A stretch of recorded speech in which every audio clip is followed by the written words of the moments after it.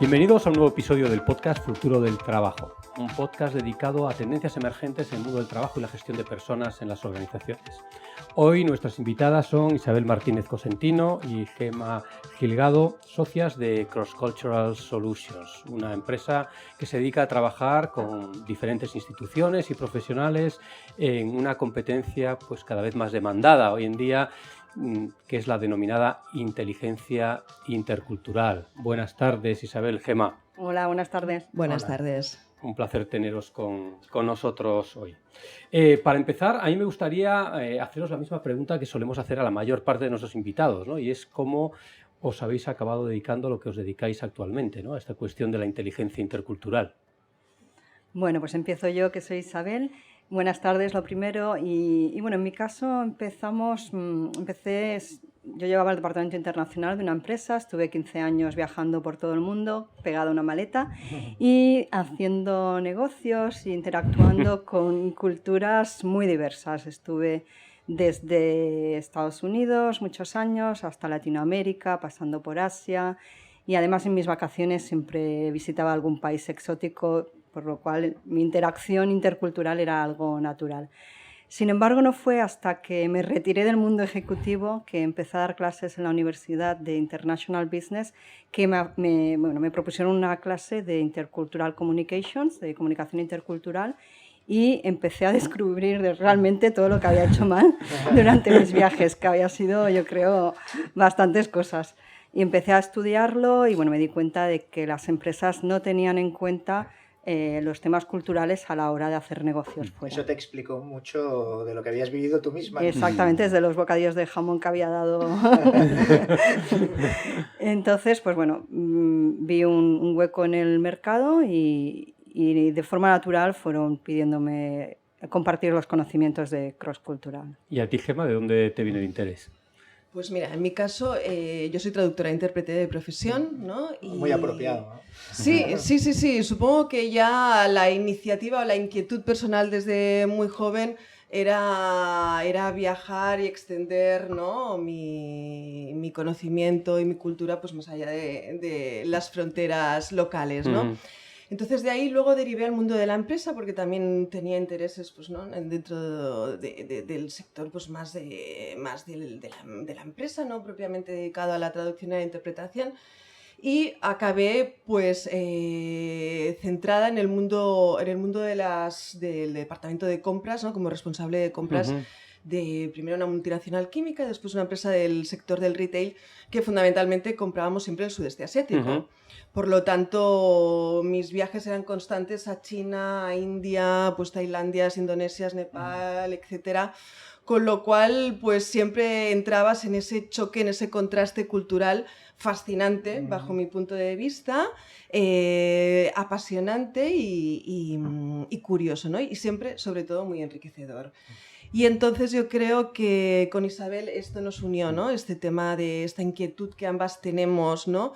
Por conocer a los demás, ¿no? Independientemente de dónde procedan y por enriquecernos de ellos, ¿no? Porque encuentro que es tan nutritivo, ¿no? El poder conocer diferentes culturas y a partir de ahí, ¿no? Pues expandir tu conocimiento. Estupendo. Por centrar un poco el tema, si yo os pidiera que definierais en poquitas palabras qué es esto de la inteligencia intercultural, ¿cómo lo definiríais? Bueno, la inteligencia intercultural es la capacidad de interactuar con otras culturas y el conseguir lo que esperas de ellas de una forma apropiada. Sí, yo creo que es importante establecer siempre, ¿no? Esa comunicación y ese tipo de relación intercultural, ¿no? Que redunde en beneficio de ambas partes, ¿no? La comunicación siempre es bilateral, ¿no? Y el adquirir una competencia intercultural, una inteligencia intercultural, nos ha de capacitar para ir con mayor honestidad, ¿no? Por la vida, con mayores dosis de respeto y de empatía, ¿no? Y que eso redunde, pues obviamente, pues el que a nivel profesional tengamos más garantías de éxito a la hora de hacer negocios, por ejemplo, pero que esa sensación de bienestar, ¿no? Por conocer lo que el otro está pensando y poder anticiparnos, ¿no? Pues sea por ambas partes, ¿no? Sí, que no es solo evitar conflictos, Para ¿no? nada, para sino nada. lo que tú decías, ¿no? Conseguir lo que pretendes, ¿no? Sí, y evitar conflictos también. También. Pero bueno, conseguir el resultado, al final todos buscamos un resultado común, tenemos unos recursos, ya sean humanos y económicos, y lo que realmente marca la diferencia para conseguir este resultado son las relaciones. Entonces, esta R de relaciones es lo que tenemos que potenciar y tenemos que cuidar mucho. Entonces, para cuidarla mucho hay que conocer al máximo a la otra persona que tienes de interlocutor. Y para conocer al máximo a esa persona, evidentemente necesitas conocer su cultura. Claro. ¿Y por qué se habla tanto ahora de inteligencia intercultural, ¿no? Porque parece que el tema se ha puesto de moda. Bueno, a ver, estamos en el siglo XXI, ¿no? Todo avanza muy rápido, los entornos de trabajo son globales, las personas tienen una movilidad total, ya sea física o virtual, ¿no? Por lo tanto, hoy en día ya no hay fronteras y ya desde el foro de Davos nos anunciaban ya hace un par de años, ¿no? Que la inteligencia intercultural se situaba como una de las principales competencias, ¿no? En este siglo XXI para tener éxito, ¿no? Pues en tus negocios, en tu actividad profesional, ¿no? Ya no hay fronteras a la hora de poder relacionarnos, ¿no? Por lo tanto, es una condición sine qua non para ir adecuadamente por esos mundos de Dios. También, bueno, la gente toma conciencia de que muchas veces los fracasos empresariales que tenemos no se deben a un precio o a una campaña de marketing, sino que está estudiado, de hecho lo sacó la publicación The Economist, que el 70% de los fracasos se deben por un tema intercultural. Entonces se está tomando conciencia y la gente, pues cada vez, las organizaciones cada vez se quieren preparar más también este tema. ¿Y cómo se prepara esto, ¿no? ¿Cómo se trabaja esta competencia?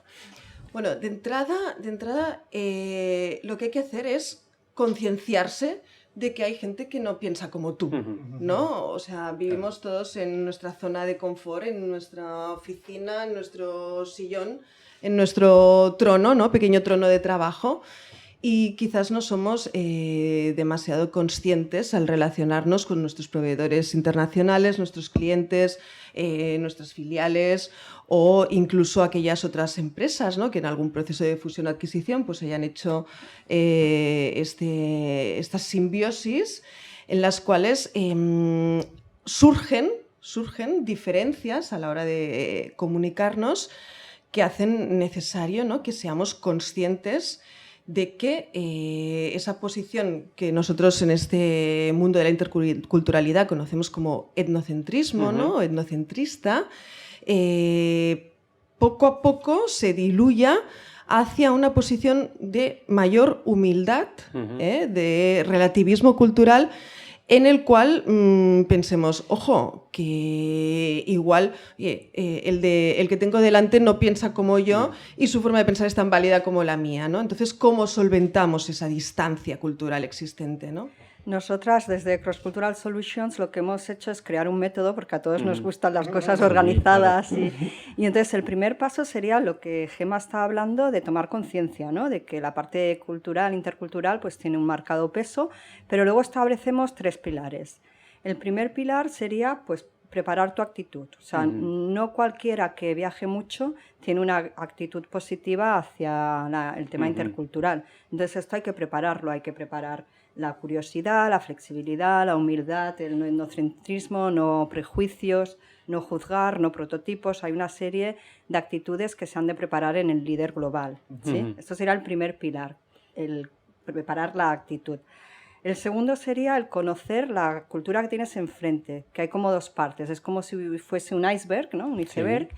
Y hay una parte que se ve, que son los comportamientos, las formas de hacer de las diferentes culturas, y hay una parte muy importante que no se ve. Y esta parte hay que estudiarla, por así decirlo, que son los valores, pues el cómo cada uno tiene conceptualizado temas como las jerarquías o el envejecimiento, ¿no? Ahí nosotros vamos construyendo en base a nuestra cultura una serie de parámetros que no todo el mundo comparte. Entonces, primer pilar, preparar la actitud. El segundo, estudiar la otra cultura. Y el tercero sería estudiar todo aquello que necesitamos para la interacción, es decir, cómo negociar, cómo liderar, cómo decidir, cómo generar confianza. Nosotros le llamamos las 12 dimensiones. Entonces serían los 3 pilares básicos: actitud, conocimiento y 12 dimensiones. Yo no puedo evitar preguntarte sobre un tema que yo creo que es inevitable, ¿no? Cuando hablamos de diferencias culturales, que son los estereotipos, ¿no? Yo creo que todos, cuando nos relacionamos con alguien de una cultura diferente o de un país diferente, pues inevitablemente llevamos en nuestra mente un cliché, ¿no? Un estereotipo de que las personas de ese determinado origen pues se comportan o tienden a comportarse de determinada manera. Estos clichés, ¿en qué medida son una ayuda porque, bueno, pueden simplificar las cosas, o en qué medida pueden representar una trampa en la eficacia de esas relaciones que tú mencionabas antes?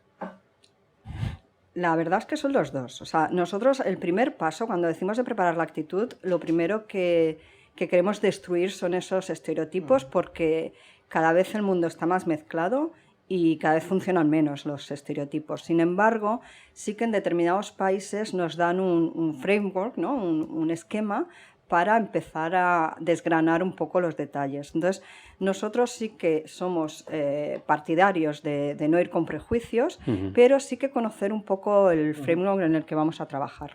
O sea, los dos. Que igual valdría la pena repasar un poco los principales frameworks, ¿no? ¿No? O sea, también para que la gente entienda, ¿no? En qué se diferencian las grandes culturas, ¿no? Sí, pues hubo un autor que ahora muy poca gente lo sigue porque, como todo, pues ya ha quedado un poco desfasado, que simplificó las culturas en 3 grandes áreas, y una era la anglosajona, la otra era la latina y la otra era la asiática, ¿sí? Y las principales diferencias estaban como, pues por ejemplo, a unas les gusta más escuchar, a las otras les gusta más participar, unas buscan más la armonía, otras buscan más la confrontación. Entonces, a grandes rasgos, las clasificó, digamos, en reactivas, en lineales, que son las anglosajonas, y en multitasking, que serían las latinas. Pero bueno, fue muy simplificado porque la verdad que nada tiene que ver un japonés como con un chino, ¿no? Sin ir más lejos. Un indio, sí, sí. Entonces, si los tuviésemos que simplificar muy simplistamente, serían esos 3 bloques. Que responde un poco al estereotipo, ¿no? ¿No? Los asiáticos más colaboradores, quizá, ¿no? Pues que al final también volvemos una vez más al tema cultural, ¿no? El tema cultural, incluso a las religiones, ¿no? El tema de la religión es un factor que condiciona intensamente y de base las culturas. Entonces, pues claro, culturas asiáticas, ¿no? Religiones budistas, hinduistas, etcétera, etcétera, ¿no? Que, por ejemplo, creen en la reencarnación, vamos a poner un ejemplo, ¿no? Pues es lógico que estas culturas a lo mejor no tengan prisa por llevar a cabo una negociación o por zanjar cuanto antes un acuerdo, firmar un contrato, ¿no? O sea, la prisa para ellos no va a ser un condicionante. O sea, si para ellos el tiempo se percibe como algo cíclico, ¿no? O algo espiral, pues es lógico que en esas culturas vaya a ser mucho más relevante establecer relaciones de confianza, ¿no? Establecer un nexo de honestidad, de respeto previo, para poco a poco irse ganando esa confianza que dará lugar con el tiempo pues a un pacto de mutuo y de beneficio para ambas partes, ¿no? Entonces, claro, si solo confrontas pues, con una cultura norteamericana, ¿no? En la cual pues, es muchísimo más banal y cortoplacista, pues claro, ahí la confrontación está asegurada. Claro. Con todo y con eso, que apoyo totalmente el argumento, hay que tener en cuenta que cada vez más hay más religiones viviendo en países que no les toca, por así decirlo, ¿no? Por ejemplo, India tiene un alto porcentaje de religión musulmana, o en Estados Unidos también, pues están llegando muchísimas religiones, y la religión, como Gemma decía, tiene un impacto muy grande en el tema intercultural. Claro, respecto a esto, tú mencionabas antes que el mundo está mucho más mezclado ahora, ¿no? Y yo creo que esto, pues seguramente complique las cosas, ¿no? A la hora de identificar cuál es la cultura, cuál es el patrón cultural de la persona con la que me relaciono. Antes igual era una cuestión de decir dónde vive esa persona, o cuál es su pasaporte, o cuál es su origen familiar, pero claro, ahora hay más mezclas en todas partes, ¿no? Esto imagino que es un obstáculo para identificar cuál es el patrón que corresponde, ¿no? Sí. Pues la forma de gestionar esta relación. Por eso nosotros lo que primero hacemos es situar a la persona, es decir, primero hablábamos de estas 12 dimensiones, ¿no? Que era el tercer bloque de nuestras 3 pilares que hablábamos. Lo primero que hay que hacer es situarse uno mismo, es decir, si por ejemplo la comunicación puede ser directa o indirecta, tú te tienes que conocer cómo es tu comunicación. Entonces, si sabes que tú eres muy directo y que pueden haber personas que van a ser muy indirectos, tienes herramientas para afrontar mejor las diferencias. O, por ejemplo... ¿Qué ejemplo de cultura serían directos y cuáles son indirectos, por ejemplo, ¿no? Aunque suene a cliché. Aunque suene a cliché. Pues claro, como todo es lineal, depende con quién te compares, porque nosotros somos muy directos para, por ejemplo, los latinos, ¿no? Vale. Para Latinoamérica somos demasiado directos. Ellos antes de pedirte algo, pues te dirán en un email, ¿no? Por ejemplo, hola, ¿qué tal estás? Espero que todo vaya bien, ¿sí? Y nosotros pasamos un email diciendo, pásame los precios, ¿sí? Pero sin embargo, a nuestros oyentes de Latinoamérica lo hacíamos sin querer. De hecho es algo que hay que evitar, caer mal, ¿no? Lo primero es conocerte tú para caer mal, porque algunas culturas caemos mal también, no somos nosotros los perfectos. Entonces, es muy importante posicionarse. Por ejemplo, nosotros somos más directos que nuestros amigos en Latinoamérica, pero más indirectos que los israelíes, ¿no? Que vienen y estos sí que van un poco a la directa. Directos Sí, totalmente. o gente del norte de Europa, ¿no? Que también Exactamente. suele ser más Entonces, directo. lo esencial es conocerse, ver en qué punto estás de estas 12 dimensiones y a partir de ahí poder trabajar con el que tienes enfrente. O sea, dijéramos que nosotras lo que muchas veces realizamos, ¿no? Son test personales de interculturalidad, ¿no? Por ejemplo, ejecutivos concretos, para que primero ellos hagan ese autoanálisis, ese proceso de autoconocimiento y reflexión, ¿no? En el cual conozcan cómo ellos son y luego lo pongan y lo dimensionen en su cultura y respecto a la cultura en la cual pues ellos vayan a estar destinados en casos de expatriación o por el estilo. O en los equipos. Nosotros trabajamos con muchos equipos que son de la misma cultura y están teniendo problemas de comunicación. Sin ir más lejos, entre Gemma y yo, que somos un equipo enorme. Exacto. Yo soy muy de alto contexto, que es una dimensión que se estudia, A ver, y ella es esa muy de bajo dimensión. En la contexto. práctica. ¿Qué es alto contexto? Pues ser de alto contexto es dejar las cosas muy abiertas, ¿sí? Por ejemplo, si yo te digo, por favor, puedes completar este informe, no doy muchas guías, ¿no? Vale. Creo en su creatividad y en su forma de ser. Entonces, ella es mucho más de bajo contexto, que explicará muy bien el cómo hacer cada cosa, mucho más detallada la comunicación. Los americanos tienen una comunicación muy detallada, nosotros la tenemos muy abierta en general. Si, por ejemplo, tú pides direcciones para ir a Plaza Cataluña, un americano te va a decir 200 metros a la izquierda encontrarás un semáforo, luego giras al este, que dices, ¿dónde está el este? ¿No? Claro. Y nosotros diremos, 3 calles y allí Pregunta.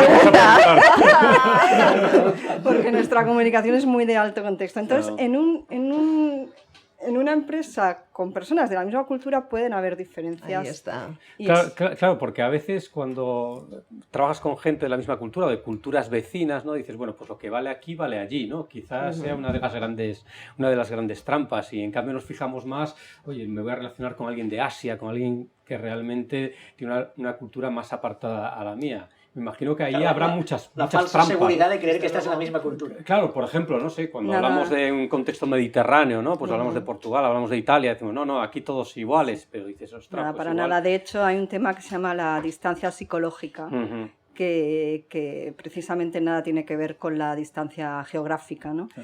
Y hay ejemplos, por ejemplo, los alemanes, si tienen que venir a trabajar aquí a la península ibérica, prefieren trabajar con vascos. Porque culturalmente los dos tienen un lenguaje muy directo, se sienten muy cómodos trabajando con ellos, ¿no? Incluso muchos alemanes, si tienen que ir a India, lo harán a través de nosotros también, porque para facilitar esta comunicación, ¿no? Es una vía intermedia. Sí. Es interesante porque unos episodios antes, ¿no?, entrevistamos a la gente de volvemos.org y ellos nos decían gente que había emigrado y que al volver decían, claro, ellos se habían formado aprendiendo a trabajar a lo mejor fuera, en Alemania, ¿no? Y decían, cuando volvamos, por favor, ponme con un jefe que no sea muy español, ¿no? Porque tenían un doble choque cultural, ¿no? Que habían aprendido a trabajar de manera muy distinta. Claro, eso pasa. De hecho, también se estudia para expatriados, que hacemos bastante trabajos para expatriados, hay un doble shock de ida y el más importante es de vuelta.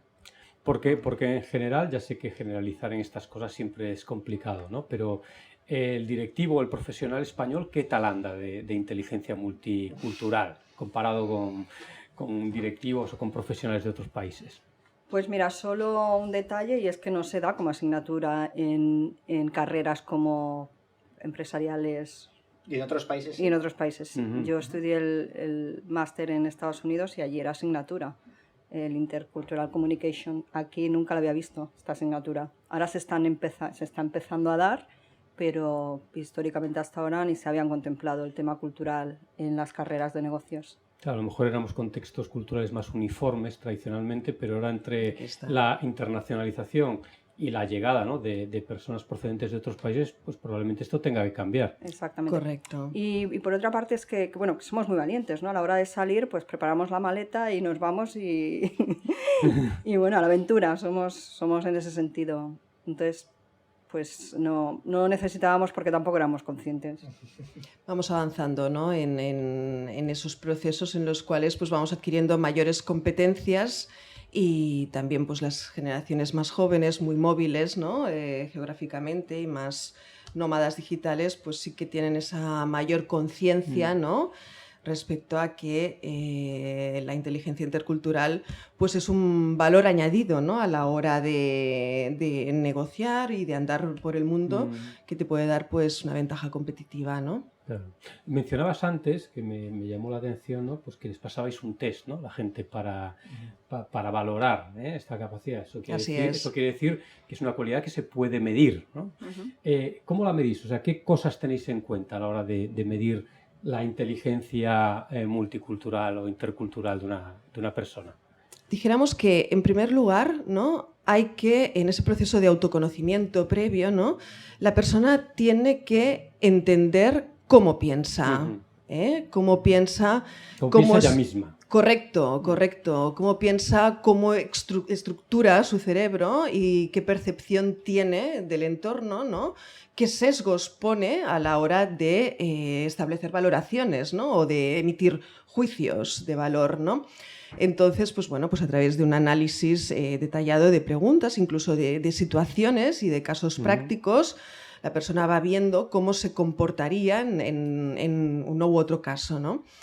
Luego, en segundo lugar, la persona tiene que entender cómo interactúa, ya no solo cómo piensa, sino cómo se relaciona y cómo se comunica con los demás.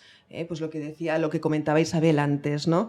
Pues si es un directivo, cómo reporta, ¿no?, cómo emite las directrices, cómo se hace el seguimiento de las negociaciones, etcétera, etcétera, ¿no?, de cómo se establecen las jerarquías, etcétera.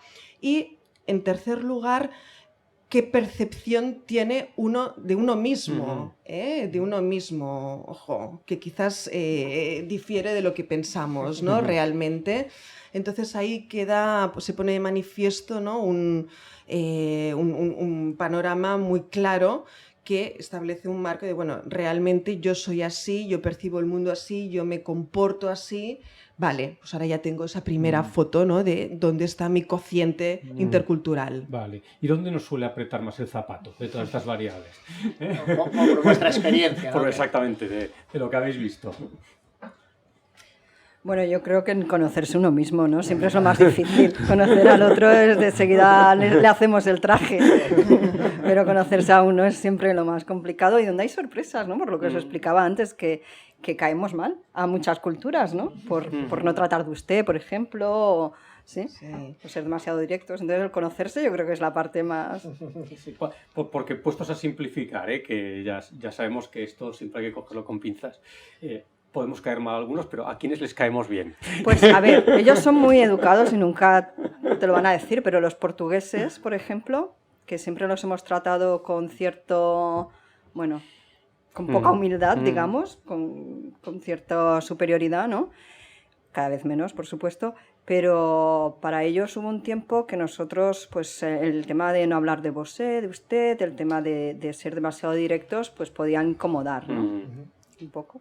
Tienes algo, o bueno, lo que decíamos antes, ¿no? De Latinoamérica, que hay veces que somos demasiado directos. Sí, porque además es algo que pasa muchas veces, ¿no? En la empresa española, con el tema del idioma, decimos, bueno, esto ya nos abre todas las puertas. Como hablamos español y allí también, pues será el sitio donde es más fácil hacer negocios, pero a lo mejor la distancia es mucho mayor de la que nos creemos, ¿no? Pero bueno, donde hay dos culturas mezcladas, por ejemplo, lo encontramos mucho en las fusiones y adquisiciones, donde se enfrentan dos culturas, una de las dos o las dos, van a haber muchas fricciones y se van a caer mal al principio mutuamente hasta que no haces el ajuste cultural. O sea, que es algo casi humano. Sí, no, luego incluso vemos muchos casos, ¿no? De empresas internacionales que se instalan en otro país o adquieren una compañía en otro país y siempre tienden, ¿no? Pues a llevar un nacional de la compañía de origen allí, pues o como controller o bueno, como persona de confianza. Y en cambio hay otros países que no hacen tanto esto, ¿no? Que parece que confían más en el personal local. Sí, históricamente hay como tres formas, ¿no? De ir fuera. Una es enviar a tu gente allí, que esto es un poco endocentrista porque piensas que tú tienes el mejor talento y que allí... Y bueno, y puede funcionar, pero hay ciertos... Si haces esta fórmula, pues te pierdes un poco de la cultura de allí, ¿no? El modelo conquistador. Exactamente. Si contratas a alguien del país destino, pues es difícil implementar la cultura de empresa. Y lo que hay que hacer, el término intermedio, en nuestra opinión, es tener líderes globales, que tengan tu cultura de empresa, pero que sean capaces de adaptarse a todas las culturas. Y en eso estamos, en formar líderes globales. Claro, me imagino que eso también tendrá que incluir pues unas experiencias en determinados lugares para conseguir esa apertura mental, ¿no? Porque... Piensa que aún hoy en día, ¿no? Cuando vamos a dar formación a empresas concretas, ¿no? A veces nos preguntan, ¿y por qué tenemos que hacer nosotros el esfuerzo de adaptarnos, ¿no? O sea, ¿por qué tenemos nosotros que recibir esta formación ahora, tal? Oye, que hagan ellos el esfuerzo. Pero ojo, es que no te confundas, o sea, esto no ha de significar ningún esfuerzo y además es que lo estás haciendo porque eres tú el interesado, ¿no? En conseguir un objetivo determinado. Sí, esto no sé si conocéis, pero Robert Louis Stevenson, el de la Isla del Tesoro, decía que no hay países extranjeros, ¿no? Que el extranjero siempre es el viajero. Y va en este sentido. Claro. Sí. Que no se nos olvide, o sea, como la mayoría de nuestros oyentes son gente de gestión de personas, ¿no? Sí que me gustaría que tocarais un poquito qué hay que tener en cuenta en cuanto a gestión de personas, ¿no? Algunas claves, ¿no? Exactamente, aquello, las cuatro diferencias culturales más importantes, ¿no? Vale, yo, a ver, por ejemplo, a mí me interesa mucho el tema de generar confianza, ¿no? ¿Cómo se genera la confianza? Hay dos formas, dos grandes diferencias entre culturas que la generan mediante las relaciones. Cuanto más te conozco, pues más voy a confiar en ti en el sentido de que, bueno, pues de pedirte algo. Y otras culturas que basan la confianza en dime qué has hecho.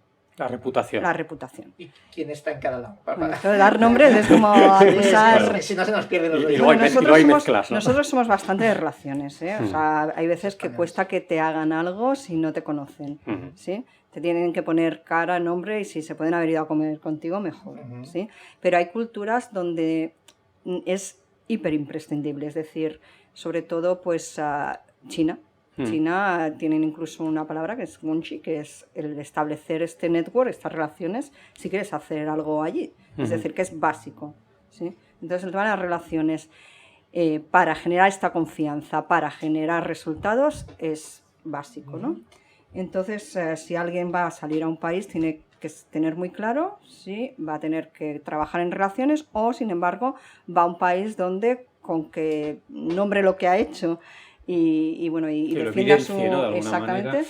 pues tiene más Mm. peso, Y por ¿no? tanto también para aparecer como líder ante un grupo de gente, ¿no? Exactamente. Tiene que haber demostrado, hecho cosas o trabajar más la Sí. relación. Hay países donde es más importante el título de quién eres que lo que has hecho, ¿no? Ya, O a quién conoces, Ujú. ¿sí? El who you are claro.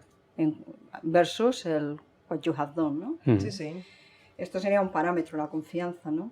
Otra sería el cómo en recursos humanos, ¿no? Cómo comunicar un feedback negativo, Mm. ¿sí? Que no todo el mundo es igual de abierto, ¿no? Exactamente. Ahí está. Y las sensibilidades, pues hay que tenerlas en cuenta. Hay culturas donde tienes que ser muy indirecto, utilizar primero lo que ha hecho bien, luego, bueno, esto hay que mejorar, ¿sí? El sándwich famoso. El sándwich famoso de los americanos, pero hay culturas donde ni sándwich, ¿no? Las asiáticas, si hay incluso algo muy negativo, se pueden sentir fatal, entonces Ya. hay que ser muy indirecto. O otras culturas que son directos, que te van a decir directamente lo que tienes que mejorar, con mucha educación, no tiene nada que ver, pero van a ser directos en dar feedback, ¿no? Entonces esto sería otra cosa a tener en cuenta. Tipologías de liderazgo, si son liderazgos pues más democráticos o más Ujú. jerárquicos, el tema de la jerarquía también es algo a tener muy en cuenta en las organizaciones. El tema de cómo persuadir también. ¿Se También diferencia? difiere. Hay culturas donde requieren el ejemplo, Ujú. es decir, si te tengo que convencer de algo, ponme un ejemplo específico de lo que me Vale. tienes que explicar, y otras que necesitan entender mejor el contexto. Sí. ¿Sí? Entonces, pues depende de dónde estés, vas a tener que ir directamente al ejemplo, o en otras tienes que primero explicar algo más general. Culturas más deductivas, ¿no? A través de la experiencia, y otras pues, ¿no? Pues que hacen más uso de las inferencias, ¿no? Para llegar a entender qué es lo que está pasando, ¿no? Y luego un Entonces, mundo todo que eso es cambia mucho, importante. también parece que hay diferencias entre culturas más y menos tolerantes a la incertidumbre, ¿no? Parece que- Totalmente.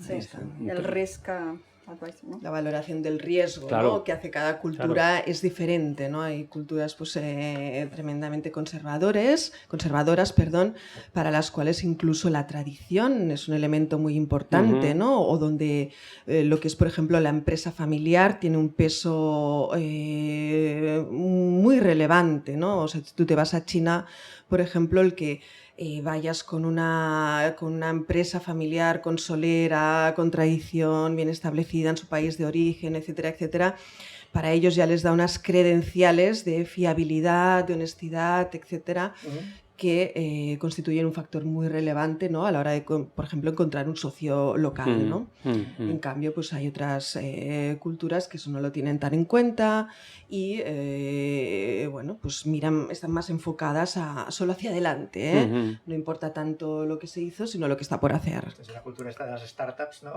Ahí está. Encaja más en unas culturas que en otras, ¿no? Correcto. No, y luego me imagino que también, y además esto será un tema que en vuestro caso pues tendréis particular sensibilidad a él, por ejemplo el papel de la mujer, ¿no? Me imagino que en según qué contextos laborales, culturales, varía bastante. Sí, sí, por supuesto. Pienso, por ejemplo, Oriente Medio, ¿no? Países árabes. Claro. Países árabes, sin duda. Bueno, países árabes y otros. Vamos a ponerlo fácil. Estos son estereotipos. Exacto. Bueno, aquí podríamos quedar otro día si queréis. Vale. Y continuamos con otra conversación Sobre este tema. sobre diversidad y es- género. Pero bueno, pero que hay Que sería aspectos muy culturales que interesante. inciden Sí. mucho, Sí, ¿no? sí, mucho. En, digamos, la integración de la mujer Sí. en el mundo laboral. Por Sí, supuestísimo. de hecho, tenemos formaciones a ejecutivas que o bien quieren ir fuera o bien vienen aquí y bueno, hay grandes lagunas. Claro, incluso relación, ¿no? A lo mejor un ejecutivo de determinado origen cultural, pues espera tener una relación con otra persona que sea un hombre también, ¿no? ¿No? Y les puedes colocar ese tipo de, Ahí está. Entonces, temas aún. Sí, sí. Muy Todavía bien. se mezclan más, ¿no? Lo que son el contraste de las dimensiones culturales, pues aún se acentúa, ¿no? Ujú. En ese aspecto. Bueno, pues la verdad es que se nos ha ido el tiempo, realmente. La verdad es, me encantaría seguir hablando de esto. Yo creo que este tema lo tenemos que continuar en una segunda Cuando queráis. conversación. Agradeceros muchísimo el A tiempo que vosotros. nos habéis dedicado y bueno, pues hasta la próxima. Bueno, y felicidades por vuestros Perfecto. podcasts. Muchísimas Felicidades a gracias a vosotras vosotros. por el trabajo que hacéis. Gracias. Adiós y gracias. Hasta luego.